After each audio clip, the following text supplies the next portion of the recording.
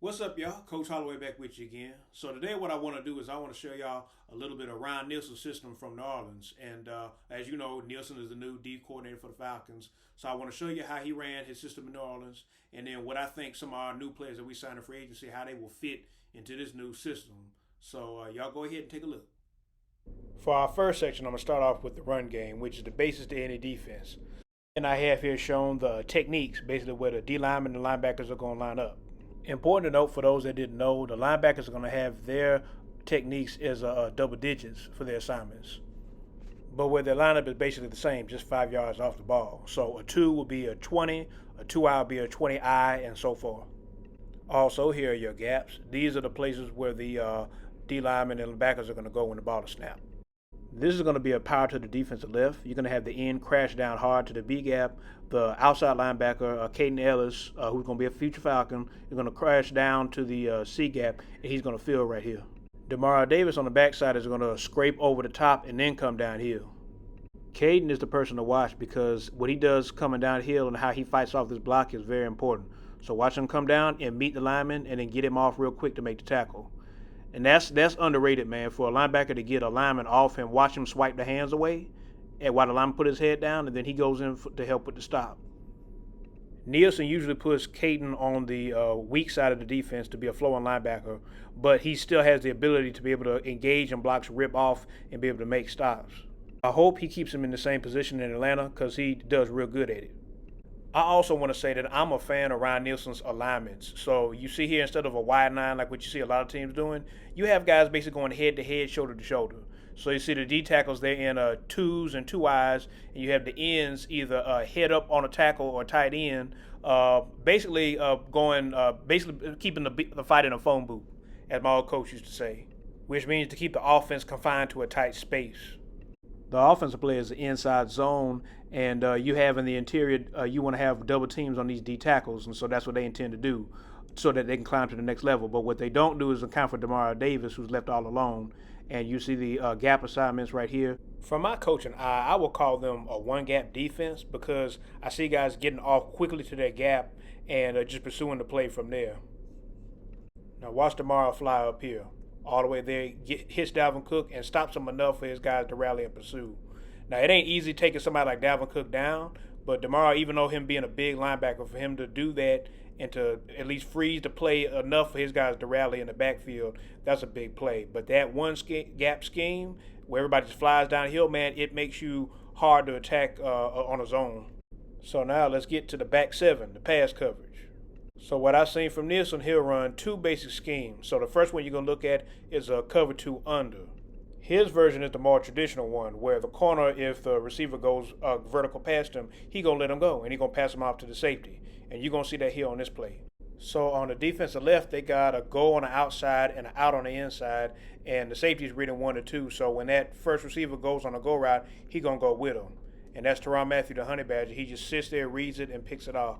Kirk Cousins really should have just thrown his ball away or should have tried to run for it because the out, he was right not to throw it there. But then the thing was he hesitated long enough for Honey Badger to come get this thing. But it was excellent read, excellent pick by him. Just great execution all around.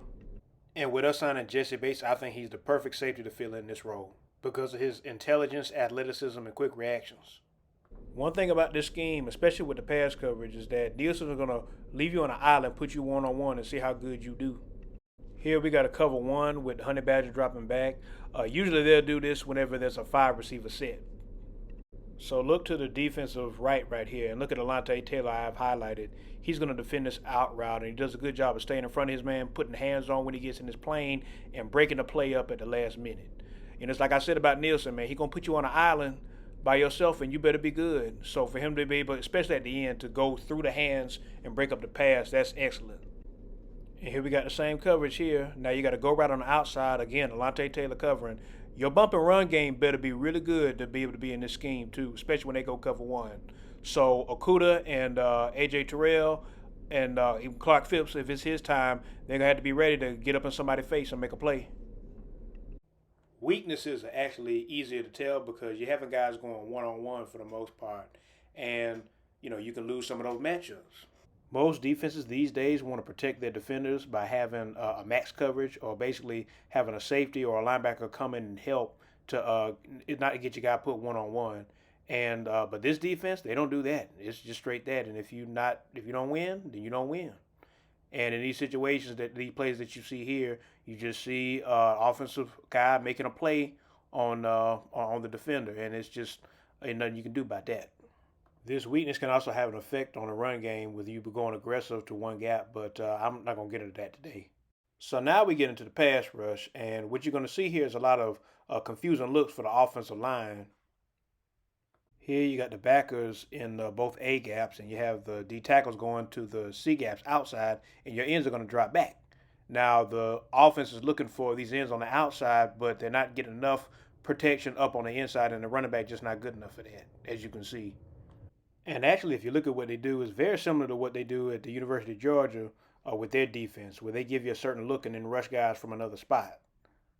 Now here you have an overload to the offense's left, and so a lot of your blocking schemes are going to go that way. But what they're going to do is they're going to stunt and go opposite gap or inside gap. So the D tackle is going to the opposite A. Caden Ellis is lined up at an end spot. He's going to go to the B gap. And I want you to watch the movements. This is a linebacker right here. Watch him. He does a dip, a bull rush, and then a swim to get around this tackle. You don't find too many traditional backers that can do that. This one, you're going to have all the true defensive linemen crashing inside, and the only linebacker going to be going outside like an end for that contain. And because they crash so hard, he's able to come in and get the sack. This is more of a traditional pass rush, even though the alignment is funky. But you got the D tackles going to the A gap, and the ends are going to the C and pushing inside, kind of like the wide nine. And so what they do is they end up forcing the play back to the D tackles. And Minnesota actually adjusts by this by getting Dalvin Cook to come in here and chip, and it don't work.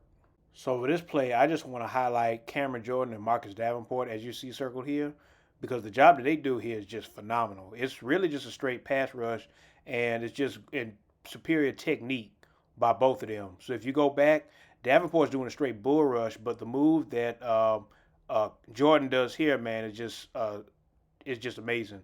You got a chop down on the outside hand, then a slap and a swim. It's just you can teach that, man, but to execute it, man, that's special.